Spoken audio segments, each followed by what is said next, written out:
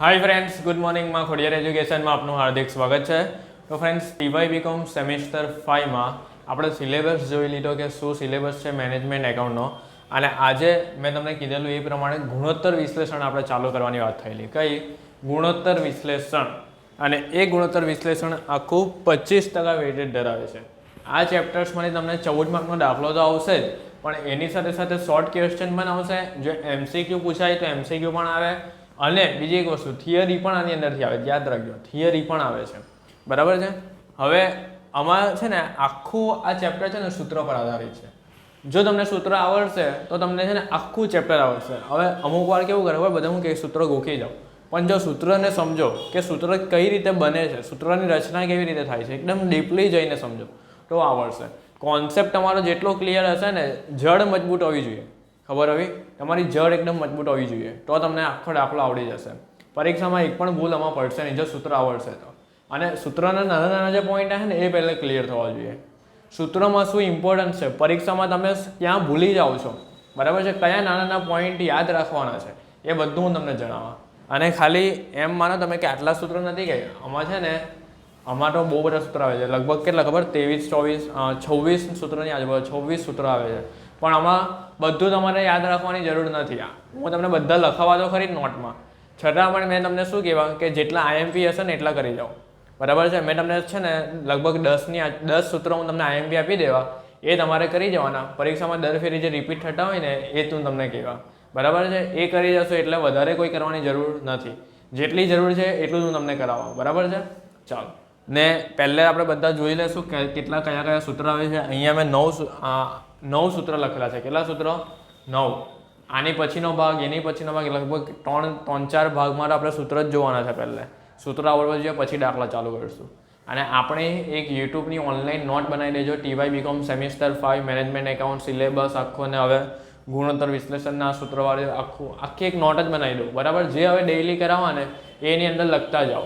એમ માં ખોડિયાર એજ્યુકેશનની નોટ બનાવી દો ઓનલાઈન. બરાબર છે. ચાલો, તો હવે આપણે સ્ટાર્ટ કરીએ ફ્રેન્ડ્સ.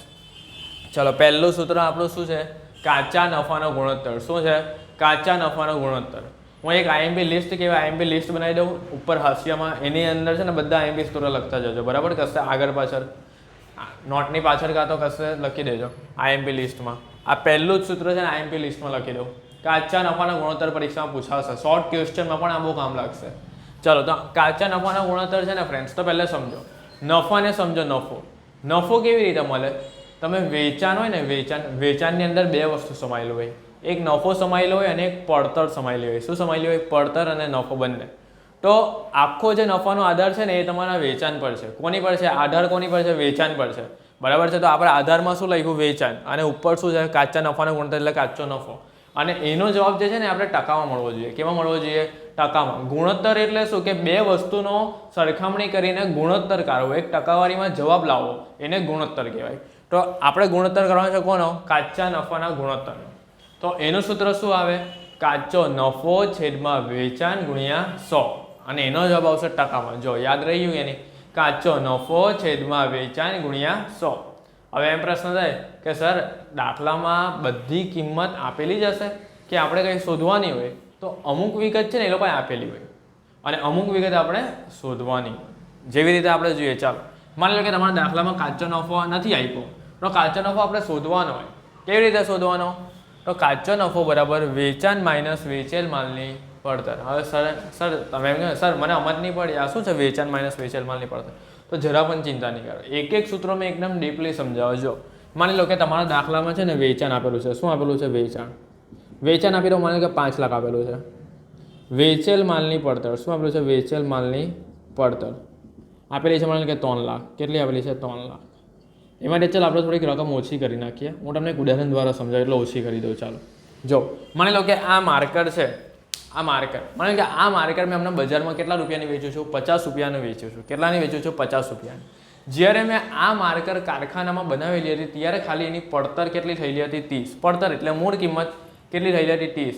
તો હવે શું તમે એમ વિચારો કે સર હવે સમજ પડી ગઈ કે 50 રૂપિયામાં તમે વેચો છો ને, અને 30 રૂપિયા તમને આને બનાવવામાં લાગ્યા છે ને, તો વચ્ચેનો 20 રૂપિયા જે હશે ને નફો હશે. શું હશે? નફો હશે. 20 રૂપિયા જે વચ્ચેનો હશે એ શું હશે? નફો હશે. તો ખબર પડી ગઈ ને? જો વેચાણ 50 વેચેલ માલની પડતર 30 ના માઇનસ તો 20 રૂપિયા જે બચ્યા એ શું હશે તમારો કાચો નફો. એટલે જો બની ગયું સૂત્ર, કાચા નફાનું સૂત્ર જોઈ લો, વેચાણ માઇનસ વેચેલ માલની પડતર. આ 20 રૂપિયા જે આવ્યા એ 20 રૂપિયા આપણે અંશમાં લખી દેવાના અને છેદમાં વેચાણ એટલે 50 ગુણ્યા 100 જે જવાબ આવે અને એ ટકામાં કાચા નફાના ગુણોત્તર આવી ગયું. બસ આવી રીતે એક સૂત્ર કમ્પ્લીટ થાય. ખબર પડી? હવે ચાલો એક નવું સમજાવો. માની લો કે તમારા દાખલામાં છે ને આ વેચેલ માલની પડતર નથી આપી. શું નથી આપી? આ વેચેલ માલની પડતર. તો તમે શું કરશો? વેચેલ માલની પડતર આપી જ નથી તો જો વેચેલ માલની પડતરના છે ને ટોટલ ટોન નામ છે. કેટલા નામ? ટોન. એક પોતે વેચેલ માલની પડતર, બીજું એક વ્યવસ્થિત કરી દી અને ત્રીજું માલ સામાનનો વપરાશ. ખબર આપણા બી છે ને ટોન નામ હોય. એક સ્કૂલમાં કંઈ અલગ બોલાવતા હોય, ઘરે કંઈ અલગ બોલાવતા હોય અને પછી આપણા ફ્રેન્ડ કંઈ અલગ બોલાવતા હોય, એવા દોસ્તારો એવી રીતે હોય ને. એવી રીતે વેચેલ માલની પડતરના પણ ત્રણ નામ છે. બોલો, પહેલું નામ કયું? એક વેચેલ માલની પડતર એનું મેઇન નામ. બીજું નામ કયું? તો એની વ્યવસ્થિત ખરીદી. અને ત્રીજું નામ કયું? માલ સામાન વપરાશ. કોનું? વેચેલ માલની પડતર. પડતર એટલે મૂળ કિંમત. જે વસ્તુ બનાવવા પાછળ જે તમને ખર્ચ થતો હોય એને મૂળ કિંમત પડતર કહેવાય. યાદ રાખજો. બરાબર? વેચેલ માલની પડતર, વ્યવસ્થિત ખરીદી અને માલ સામાનનો વપરાશ. બરાબર છે? એને એ જ કહેવાય. ચાલો હવે હું તમને એમ પૂછા, જ્યારે દાખલા કરાવો ને ત્યારે હું પૂછા, ચાલો વેચેલ માલની પડતરનું લાંબુ સૂત્ર બોલો તો આડું લાંબુ સૂત્ર મેં એમ બોલા. એટલે તમારે શું જવાબ આપવાનો કે સર એનું સૂત્ર શું આવે? શરૂઆતનો સ્ટોક. શું આવશે? શરૂઆતનો સ્ટોક વત્તા ખરીદીના ખર્ચા માઇનસ આખરનો સ્ટોક. આ સૂત્ર પહેલે પણ આવતો હતો આપણે સેમ 3માં. માલ સામાનનો વપરાશ નામનો એક ચેપ્ટર હતો કોસ્ટિંગમાં, તેમાં હતું આ સૂત્ર.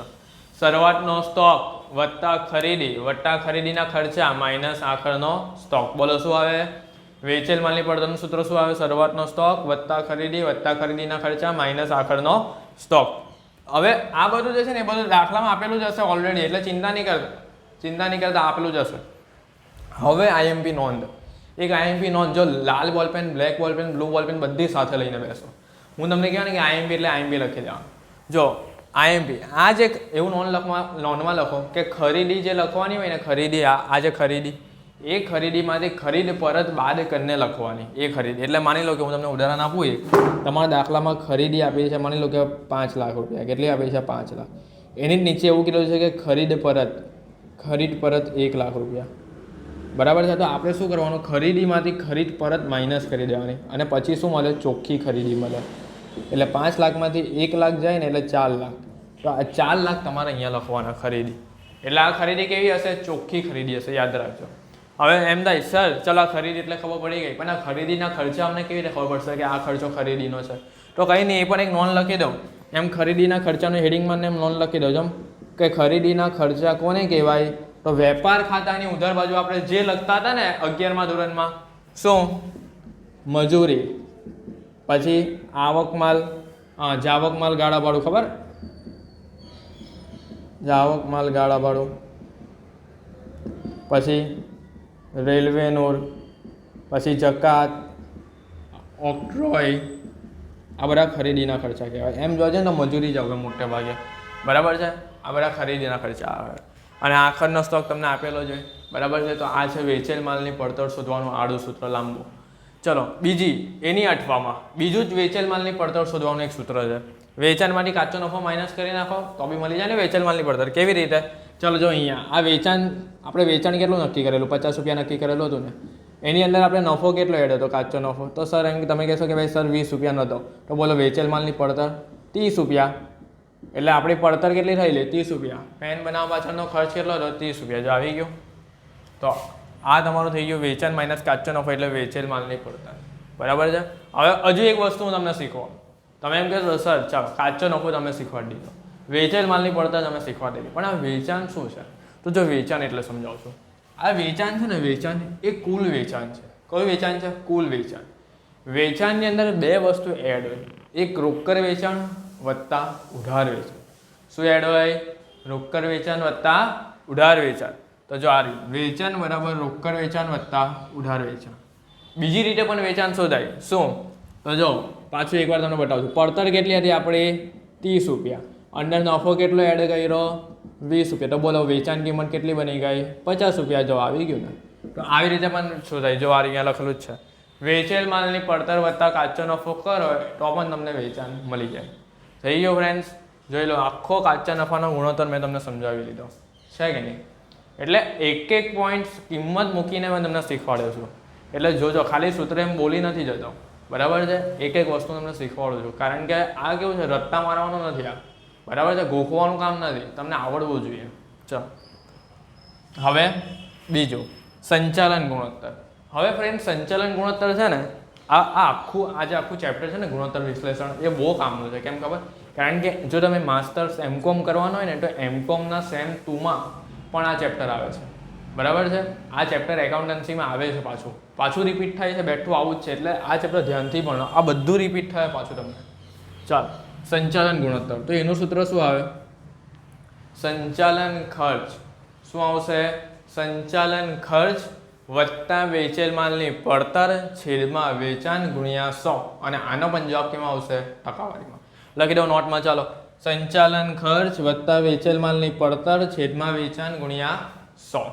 હવે તમે એમ કહેશો ને કે સર, હવે આમાં તમને સમજાવવા જેવું શું નથી ખબર? વેચેલ માલની પડતર તો અમે શીખી ગયા. જો આ રહ્યું, તમે ઉપર શીખવાડી દીધું. વેચેલ માલની પડતર તો આપણે શીખી ગયા, મેં પહેલાં શીખવાડી દીધું. વેચેલ માલની પડતર એટલે વ્યવસ્થિત ખરીદી, માલ સમાન વપરાશ, એનું શોધવાનું સૂત્ર.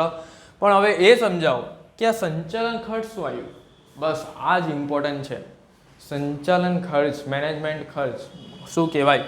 તો જો એટલું યાદ રાખો, 5 નામ યાદ રાખવાના. કેટલા નામ? 5 નામ. કયા કયા? જો, વહીવટી ખર્ચ, વેચાણ વિતરણ ખર્ચ, કર્મચારી કલ્યાણ ખર્ચ, ઘસારો અને માંડી વાળવા પત્ર રકમ. ચલો યાદ કરો, વહીવટી ખર્ચ, વેચાણ વિતરણ ખર્ચ, ઘસારો, માંડી વાળવા પત્ર રકમ અને કર્મચારી કલ્યાણ ખર્ચ. આ 5 નામ.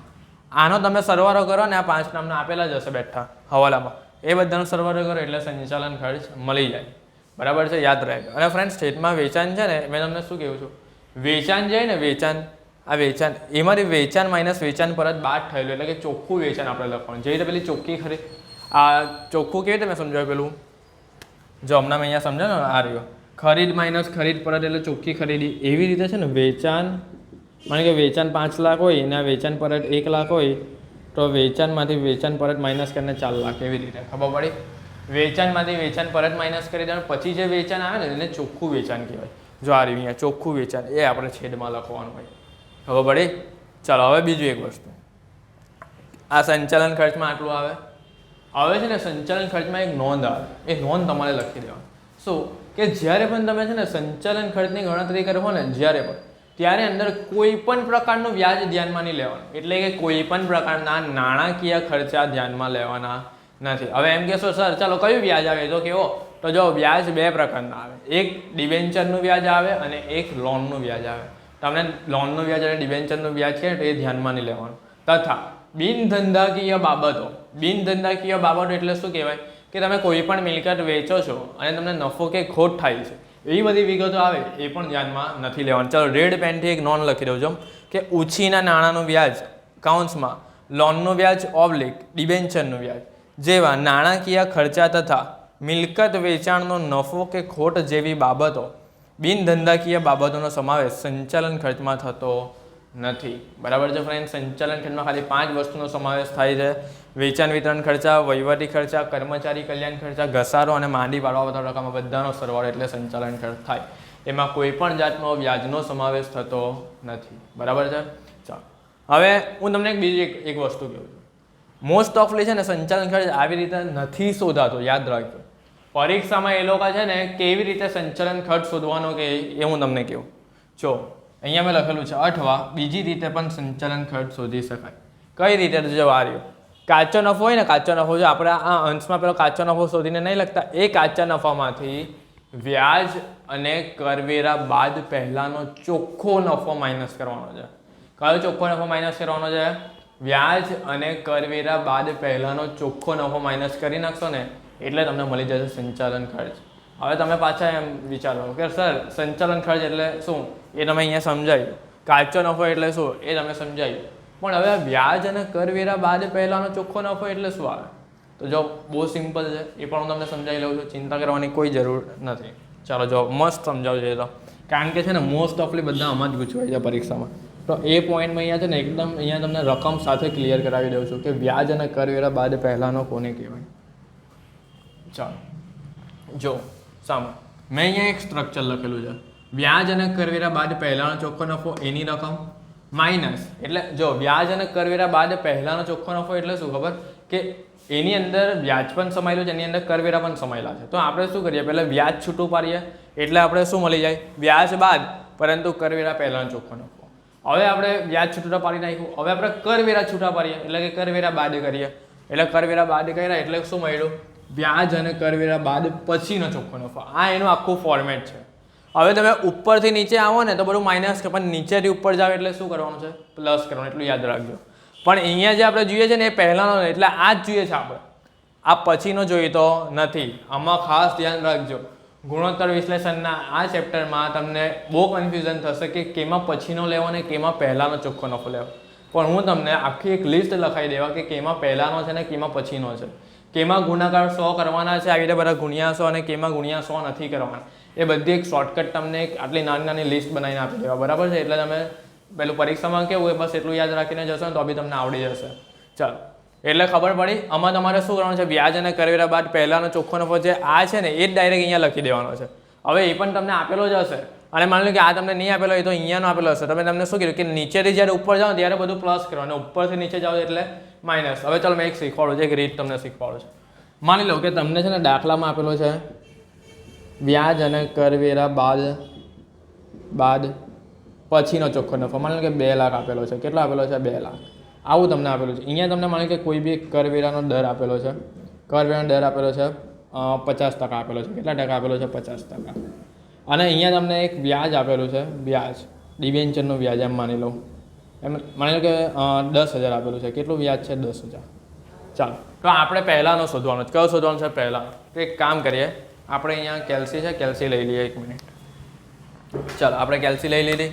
તો સૌથી પહેલાં જો આપણે ભાઈ કયો નફો છે, વ્યાજ અને કરવેરા બાદ પછીનો છે 2 લાખ રૂપિયા. અને આપણે કયો જોઈએ છે, અહીંયા લખવા માટે આ પહેલાંનો જોઈએ. તો એક કામ કરું, મેં અહીંયા 2 લાખ લખી શકું આવી રીતે. ચાલો, અમે અહીંયા 2 લાખ લખ્યા. મને તો આ જ જવાબ આપેલો છે ને. હવે કરવેરાનો દર કેટલો છે, 50%. 50%. જોજો ને ધ્યાનથી, એકદમ મસ્ત સમજાવો તમને. અહીંયા છે 2 લાખ. આપણે પેલું ઉપરનો જોઈએ છે, આપણે આ જોઈએ છે. કરવેરાનો દર આપણી પાસે છે 50%. હવે તમે એમ વિચાર કરશો કે સર અહીંયાની રકમ પણ નહીં ને અહીંયાની પણ રકમ નહીં, તો તમે આ લાવશો કેવી રીતે? તો જો તમારે શું કરવાનું, 2 લાખ લખવાના કેલ્સીમાં, 2 લાખ ડાયરેક્ટ તમારે અહીંયાની રકમ લેવાની. અહીંયાની 2 લાખ લખ્યા ને તો 2 લાખ ભાગ્યા કેટલા કરવાના, 50%.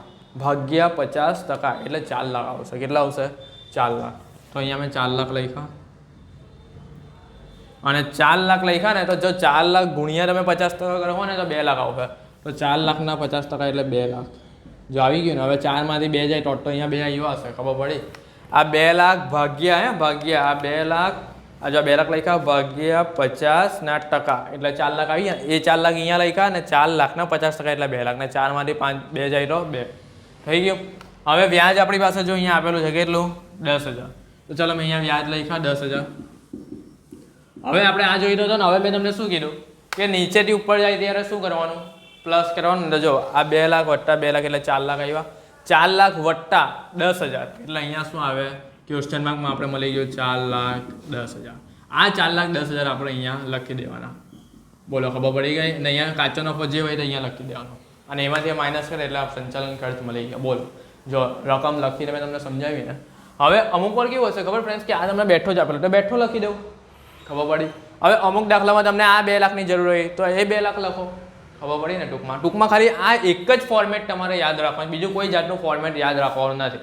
અને 2 વસ્તુ યાદ રાખો કે ઉપરથી જ્યારે ઉપરથી નીચે જાય છે ત્યારે માઇનસ, ને નીચેથી ઉપર જાય છે ત્યારે પ્લસ. બસ, બીજું કંઈ ફોર્મેટ યાદ રાખવાની જરૂર નથી. આ મેં સિમ્પલ યાદ રખાયેલું છે, બસ. ખબર પડી. આ ફોર્મેટ તમને બહુ બધા સૂત્રોમાં કામ લાગવાનું છે, તમે લખી રાખજો. આ ફોર્મેટ બહુ બધા સૂત્રોમાં કામ લાગશે. ચાલો, અહીંયા પતી ગયું સંચાલન ખર્ચનો પોઈન્ટ. હવે આવે છે ખર્ચ ગુણોત્તર. ચલો, હવે ખર્ચ ગુણોત્તર તો છે ને એટલો આઈએમપી નથી, બરાબર છે. આ તો બહુ ઇઝી છે અને પરીક્ષામાં પૂછાતો પણ નથી. ચલો તો એક વાર જોઈ લો. ખર્ચ ગુણોત્તર.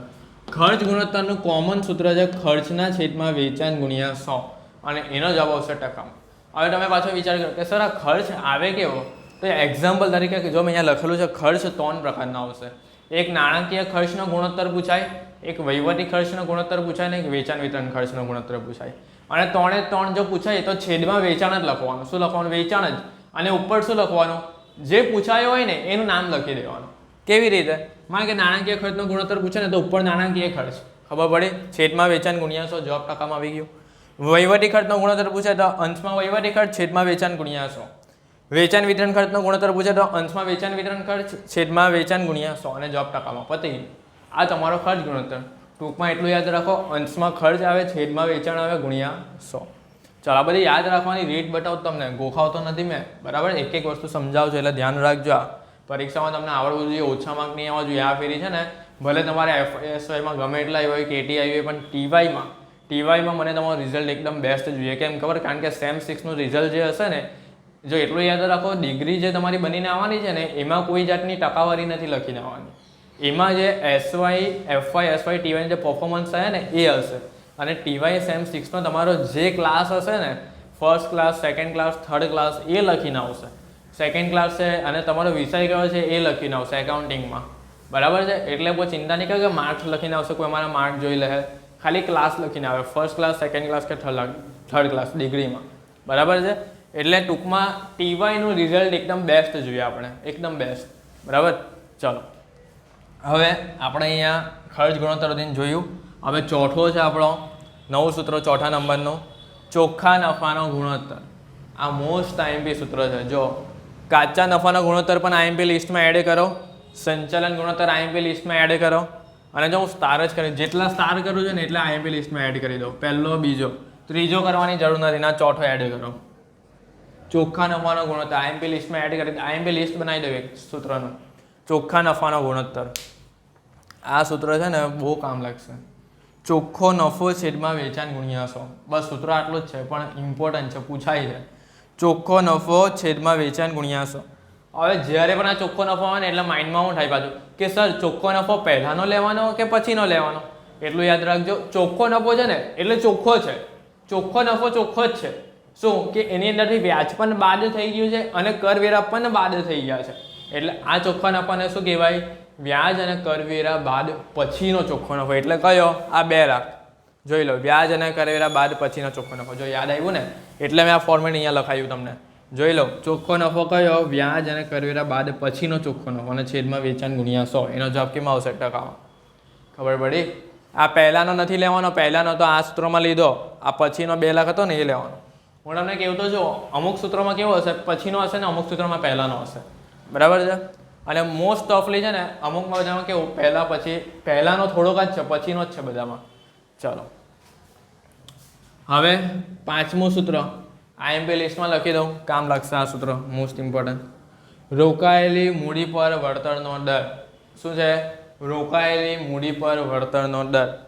રોકાયેલી મૂડી પર વળતરનો દરનું સૂત્ર શું આવે? તો એમાં પણ ચોખ્ખો નફો છેદમાં જો એકદમ સિમ્પલ રીત બતાવું. કયું છે? રોકાયેલી મૂડી પર છે ને, પરની પહેલાં જે આવે ને છેદમાં લખી દેવાનું. પરની પહેલાં જે આવે છેદમાં લખી દો. તો જો પરની પહેલાં શું હોય? રોકાયેલી મૂડી આવે તો એ છેદમાં લખી દો. અને ચોખ્ખો નફો કયો લખવાનો? વ્યાજ અને કરવેરા બાદ પહેલાનો. જો અત્યાર સુધી આપણે બે જગ્યા પર પહેલાનો ભણેલા છે. ક્યાં? એક સંચાલન ખર્ચમાં શોધવાનો હોય ને ત્યારે પહેલાનો, અને એક રોકાયેલી મૂડી પર હમણાં આપણે અંશમાં લખવાનો ને એ પહેલાનો. બાકી હમણાં ચોખ્ખા નફામાં આપણે પછીનો જ જોયો, બરાબર છે? રોકાયેલી મૂડી પર વળતરના દરનું સૂત્ર શું આવે?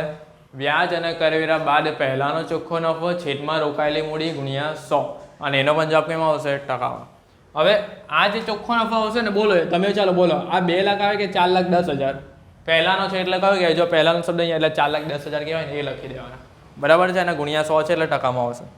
હવે નવો પ્રશ્ન આવ્યો કે સર આ છેદમાં તમે રોકાયેલી મૂડી લખી એ કેવી રીતે શોધવાની? તો એનું એક મોસ્ટ ઇમ્પોર્ટન્ટ સૂત્ર IMP સૂત્ર છે, એ જ તમારે યાદ રાખવાનું છે. જો આ રહ્યું IMP સૂત્ર રોકાયેલી મૂડીનું. રોકાયેલી મૂડીનું સૂત્ર મોસ્ટ ઇમ્પોર્ટન્ટ છે, યાદ રાખજો. એનું સૂત્ર આવે શેર મૂડી. હવે આ શેર મૂડી એટલે કઈ કહેવાય? ઇક્વિટી શેર મૂડી પર અંદર આવી ગઈ ને પ્રેફરન્સ શેર મૂડી પણ આવી ગઈ. હવે અડધા સ્ટુડન્ટ છે ને પરીક્ષામાં એટલી ભૂલ કરી આવે ને કે આ શેર મૂડી એટલે એવું સમજે ખાલી ઇક્વિટી શેર મૂડી. અરે ભાઈ, શેર મૂડી છે, ઓર્ડિનરી શેર મૂડી નથી. ખબર પડી?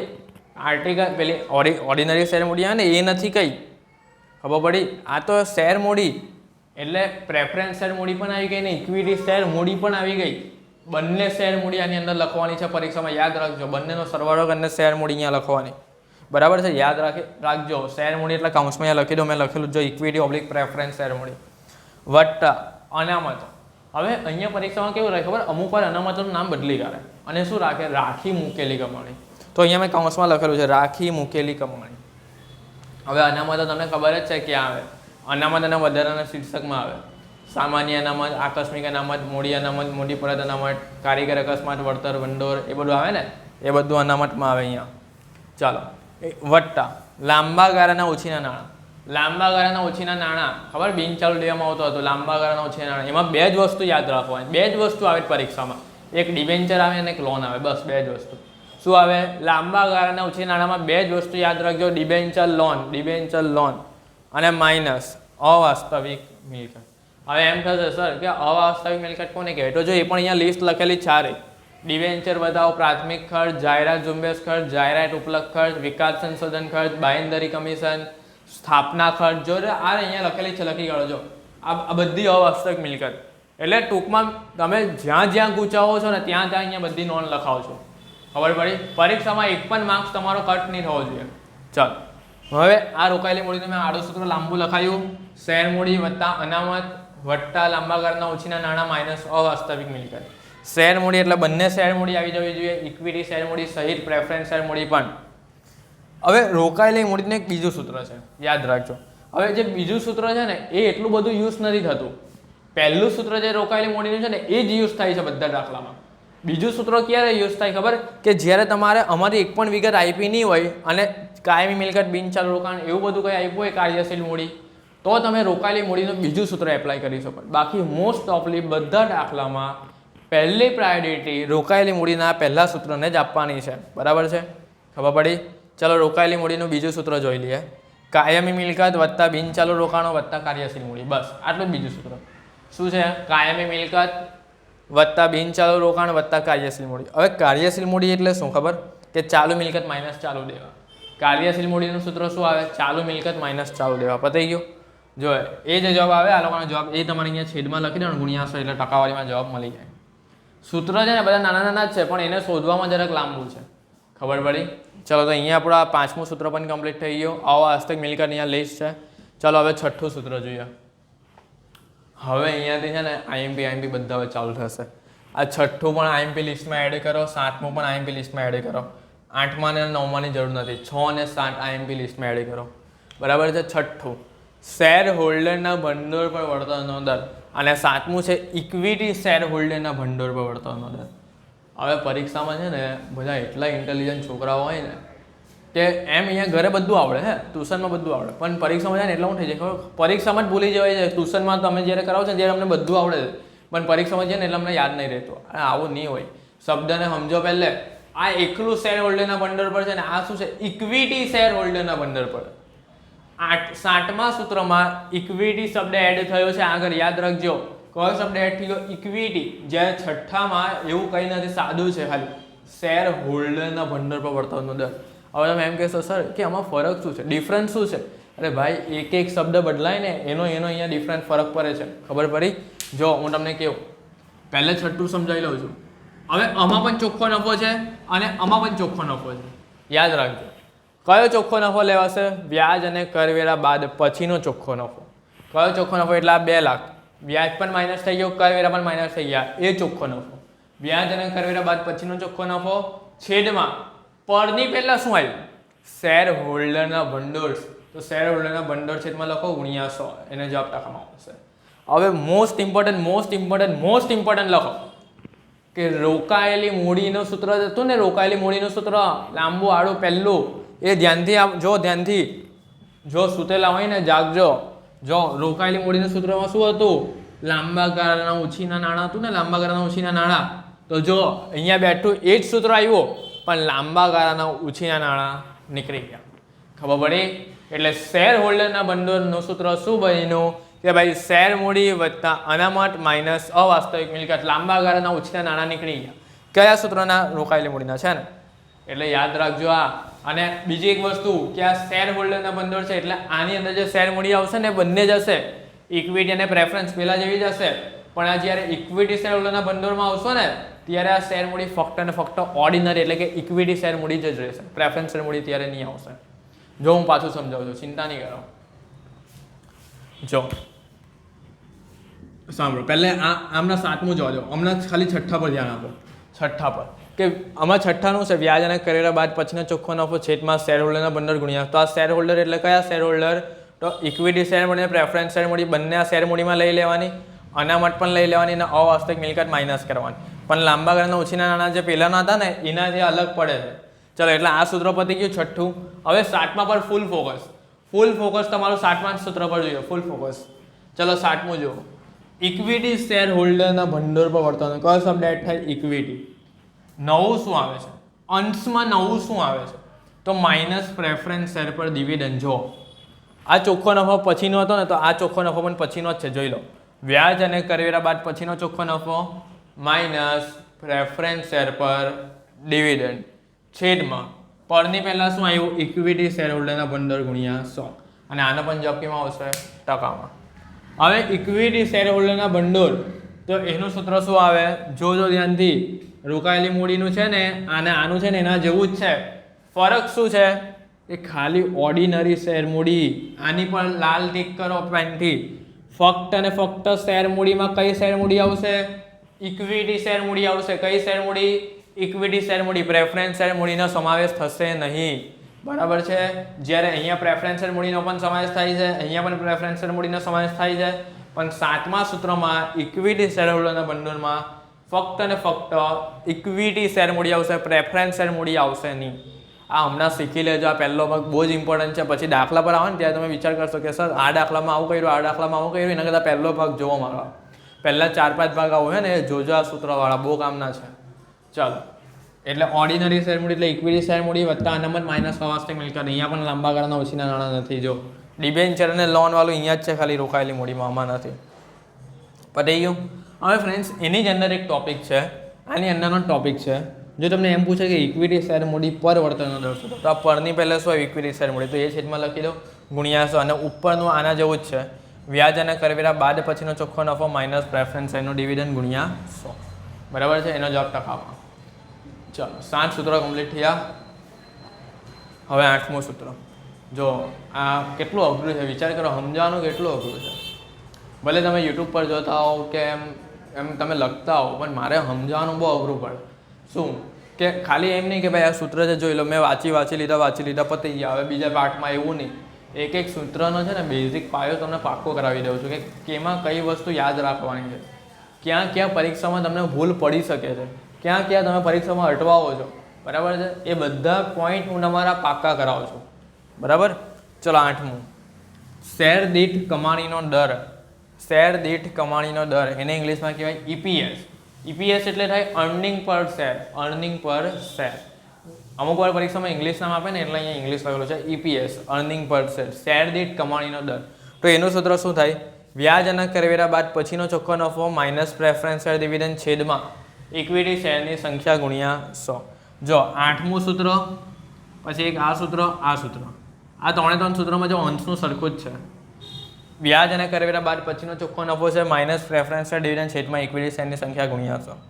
હવે ઇક્વિટી શેરની સંખ્યા નવો શબ્દ આવ્યો. ઇક્વિટી શેરની સંખ્યા કેવી રીતે શોધાય? તો એટલું યાદ રાખો, કુલ ઇક્વિટી શેર મૂડી એટલે કે 5 લાખ ઇક્વિટી શેર મૂડી છે એના છેદમાં શું લખી દેવાની? શેરની ભરપાઈ કિંમત આપી હોય કે ભાઈ 100માંથી 70 ભરાયેલા તો 70 છેદમાં, અને મને કે ભરપાઈ કિંમત નહીં તો 100 દાડસરની કિંમત લખી દેવાની. જો એટલે આ છેદમાં ઇક્વિટી શેરની સંખ્યા શોધવી હોય ને તો એનું સૂત્ર લખેલું છે, કુલ ઇક્વિટી શેર મૂડી છેદમાં કુલ શેરની ભરપાઈ કિંમત ઓબ્લિક શેરની દાડસરની કિંમત. 8મું સૂત્ર પતી ગયું. ચાલો હવે 9મું સૂત્ર, કિંમત કમાણી ગુણોત્તર. આ પણ એટલું બધું નથી પૂછાતું તમને. એનું સૂત્ર શું આવે? શેરની બજાર કિંમત છેદમાં શેરની કમાણી ગુણ્યા 100. શેરની બજાર કિંમત છેદમાં શેરની કમાણી ગુણ્યા 100. બરાબર છે? ચાલો એનો જવાબ બી ટકામાં મળશે. પટી ગયું. આ 9 સૂત્ર આપણે અહીંયા જોયા. બરાબર છે? 9માંથી મેં તમને કેટલા IMP કરાવ્યા? તો પહેલો IMP કાચા નફાનો, બીજો સંચાલન ખર્ચ ગુણોત્તર IMP, પછી આ ચોખ્ખા નફાનો ગુણોત્તર રોકાયેલી મૂડીનો ગુણોત્તર IMP. બરાબર? એટલે આ 1 2 3 4 આ 5 6 9માંથી મેં અહીંયા 6 સૂત્ર IMP તમને ભણાવી લીધા. 9 તો ભણાવી, પણ એમાંથી 6 સૂત્રો પરીક્ષામાં પૂછાય છે. એટલે તમારી આઈએમપી લિસ્ટમાં 6 સૂત્રો હમણાં આવવા જોઈએ. કયા કયા? કાચા નફાનો ગુણોત્તર, સંચાલન ગુણોત્તર, ચોખ્ખા નફાનો ગુણોત્તર, રોકાયેલી મૂડી પર વળતરનો ગુણોત્તર, શેર હોલ્ડરના બંદર પર વળતરનો ગુણોત્તર, ઇક્વિટી શેર હોલ્ડરના બંદર પર વળતરનો. બરાબર છે? ચાલો, તો હવે આના પછીના લેક્ચરમાં પણ આપણે આવી રીતે સૂત્રો જોશું, પછીનામાં પણ સૂત્રો જોશું. ટૂંકમાં 27 એવા સૂત્ર છે એ પહેલે કમ્પ્લીટ કરીશું. હમણાં 9 સૂત્ર કમ્પ્લીટ થયા છે, બરાબર, અને પછી આપણે દાખલા પર આવશું. બરાબર છે ફ્રેન્ડ્સ? ચાલો, તમારો આભાર.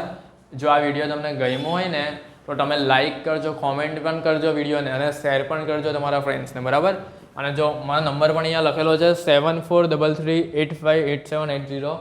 જે સ્ટુડન્ટ આ વિડીયો અમને નવા જોતા હોય, આપણા વોટ્સએપ ગ્રુપમાં એડ નહીં હોય સેમ 5ના, તો એની પર મેસેજ કરી દો. તમને આ 2024-25માં જે સ્ટુડન્ટ ભણે છે ને સેમ 5માં, એ પહેલાં મને મેસેજ કરી દો. જો સેમ 5માં હમણાં ભણતો એ લોકોને મારા ગ્રુપમાં એડ કરી દેવાય, એટલે તરત જ વિડીયોની નોટિફિકેશન મળશે, PDF સ્વરૂપે પણ તમને મટીરિયલ મળશે.